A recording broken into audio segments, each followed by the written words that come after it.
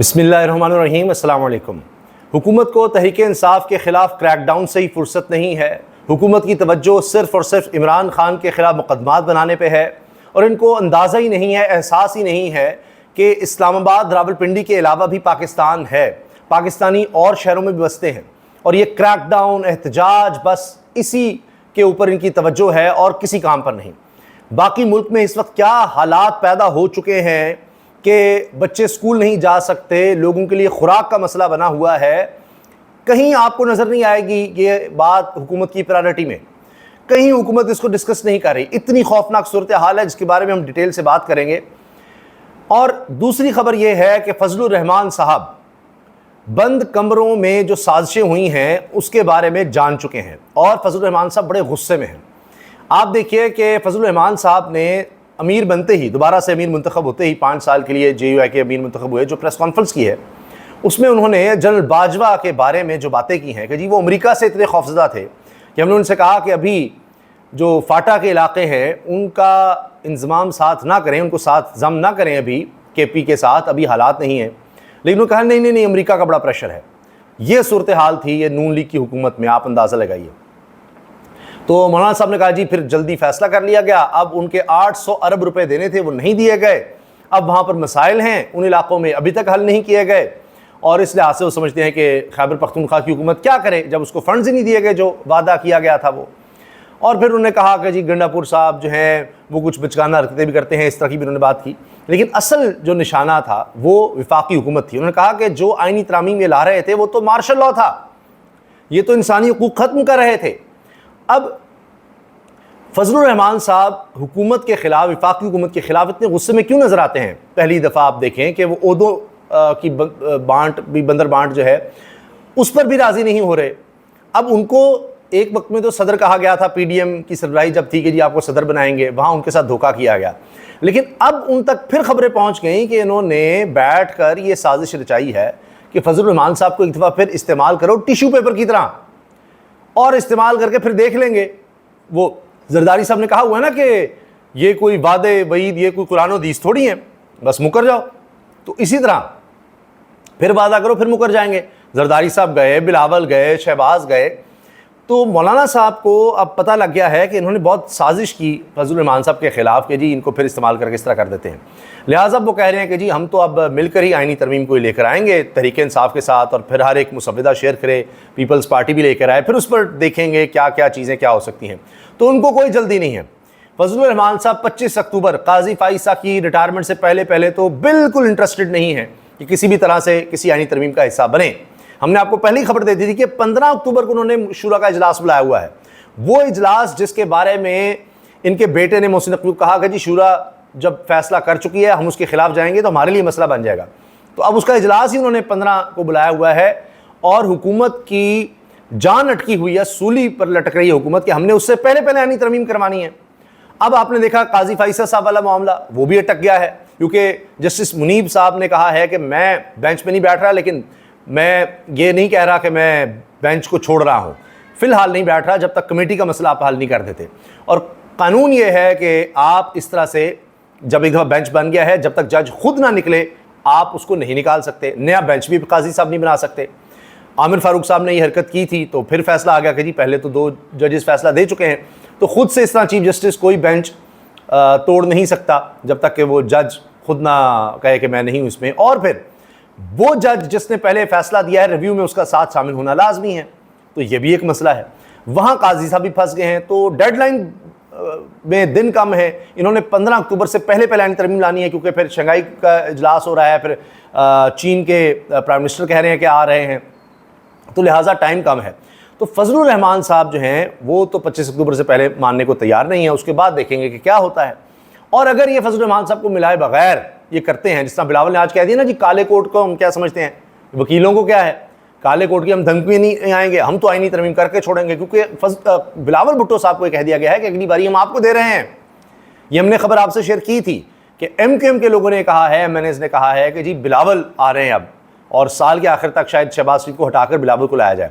تو ان کو یہ نعرہ لگایا ہوا ہے کہ اب آپ کی باری ہے، آپ کو باری دیں گے۔ تو بلاول صاحب ایکٹیو ہوئے ہیں کہ جی ہم تو لائیں گے آئینی ترمیم، ہم بھی تو پڑھے ہیں راہوں میں، آپ ہم پر ہاتھ رکھ کے دیکھیے، ہم آپ کے زیادہ خدمت گزار ہیں۔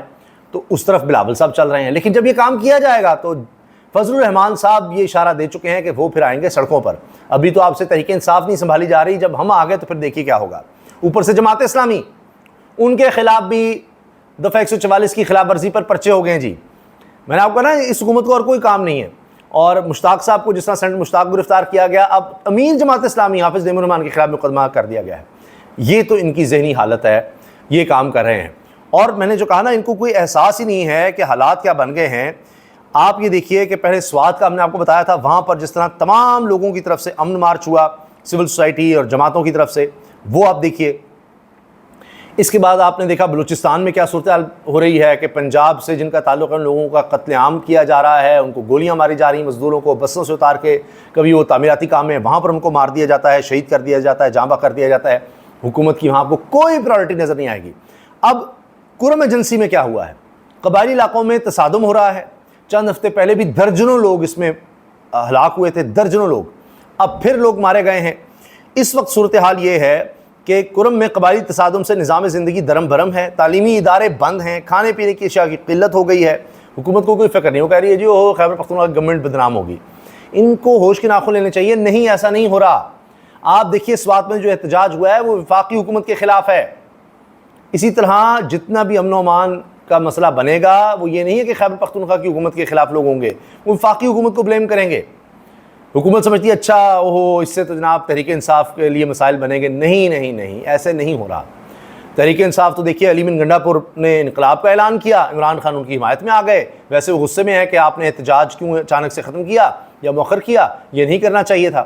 اور وہ قاضی فیصل صاحب پر شدید تنقید کر رہے ہیں کہ جی یہ تو امپائر کیا, یہ تو کھلاڑی بن گئے ہیں, اور سارا لندن پلان ہے اس کے تحت یہ سب کچھ ہو رہا ہے. اور انہوں نے کہا کہ اب ہم احتجاج کریں گے اور پیچھے نہیں ہٹیں گے. انقلاب کی بالکل بات صحیح کی ہے علی من گنڈا پور نے. اب ہم 2 اکتوبر کو فیصل آباد, بہاولپور, میاں والی میں نکل رہے ہیں, احتجاج کر رہے ہیں. اس کے بعد 4 اکتوبر کو اسلام آباد میں جناب اب ڈی چوک میں پہنچنے کا کہہ دیا ہے علی من گنڈا پور کو. لیں کر لیں بات. حکومت اور احتجاج پر کریک ڈاؤن کرے, شیل چلائے, گولیاں برسائے, پیلٹ گنز چلائے. لیں اب عمران خان نے تو جناب اب الٹا کام کر دیا, فل ٹاس پر. اب وہ کہہ رہے ہیں چھکا لگاؤں گا, جو حرکتیں آپ نے کی ہیں تو بند کریں اب سارے شہر, اور یہ کریں وہ کریں. یہ ایک اور مسئلہ کھڑا ہو گیا. پھر علی من گنڈا پور وہ مل رہے ہیں پشتون تحفظ موومنٹ کے سربراہ سے, اور آپ دیکھیے منظور پشتین سے جب انہوں نے ملاقات کی ہے تو کہہ رہے ہیں علاقے میں امن و امان کی صورتحال پر بات ہو رہی ہے. وفاقی حکومت جو اگنور کر رہی ہے خیبر پختونخوا کو, یہی آپ دیکھ رہے ہیں جو حالات ہیں, اس پر جناب یہ ڈسکشن ہوئی ہے. اب وہ وہاں آپ دیکھیے جن کا ووٹ بینک ہے وہ سارے اکٹھے ہو رہے ہیں. فضل الرحمان صاحب جماعت اسلامی ان کو بھی دیوار سے لگا رہے ہیں, وہ بھی مسائل بن رہے ہیں. فضل الرحمان صاحب تیار ہیں ہر سڑکوں پر آنے کے لیے. تحریک انصاف پہلے ہی ہے, پشتون تحفظ موومنٹ ہے, اس کو آپ دیکھ لیجئے. یہ حالات بن رہے ہیں. لیکن وفاقی حکومت کو بالکل اس کا نہ احساس ہے. ان کو یہ ہے کہ ہمیں کیا لگے اس سے, ہم نے اقتدار جس طرح سے لیا ہے, جس طرح سے ہم نے رہنا ہے, ہم نے تو وہاں توجہ دینی ہے, بس وہ کام کرنے ہیں, ہم نے تو حکم ماننا ہے بس. اب خیبر پختونخوا کے ضلع کرم میں قبائل کے درمیان ہونے والے تصادم سے لوگوں کی نظام زندگی بری طرح متاثر ہے. پولیس حکام کے مطابق کرم کے مختلف مقامات میں قبائل کے درمیان جھڑپوں کے باعث پارا چنار, پشاور شاہراہ سمیت آمد و رفت کے دیگر راستے بالکل بند ہیں. چیئرمین پرائیویٹ سکولز مینجمنٹ محمد احاد خان نے جیو نیوز کو بتایا کہ ضلع میں کشیدہ صورتحال کے باعث تعلیمی ادارے بھی 1 ہفتے سے بند ہیں. 1 ہفتہ ہو گیا ہے. کوئی بات ہو رہی ہے اس بارے میں؟